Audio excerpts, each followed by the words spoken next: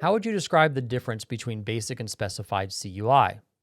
We get this question a lot, and there's actually a pretty interesting answer under the DFARS requirements. So, CUI Basic is all CUI that doesn't have a law, regulation, or government-wide policy requiring different controls beyond just NIST 800-171.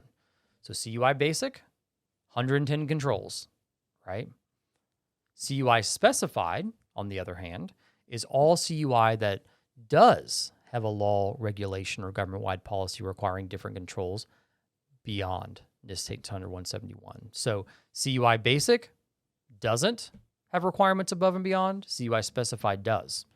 So the most common one we hear about is like ITAR, right? Or export control data. Hey, keep it in the U.S. Make sure you're limiting access to non-U.S. persons to that data. You know, all that good stuff, right? However, if you look at a DFARS 7012 clause, there's terminology in there for covered defense information, which is just saying, hey, any CUI being handled on behalf of this contract, right? And there's requirements above and beyond just NIST 800-171. So this would be specified CUI in the world of the DoD. Things like incident reporting, right? Or incident response. You have to respond in 72 hours once you know of an incident. FedRAMP moderate or moderate equivalent cloud providers, if you happen to be using those. Obviously, NIST 800-171's in the mix as well.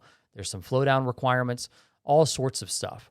So the DoD, because they have baked in these extra requirements around CUI handled on behalf of a defense contract, that data is going to be specified CUI because of how you're operating underneath that contract.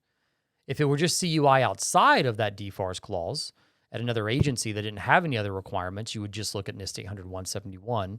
And this is where the interesting game plays of cloud providers as well, right? Because you can implement NIST 800-171 on any system, right?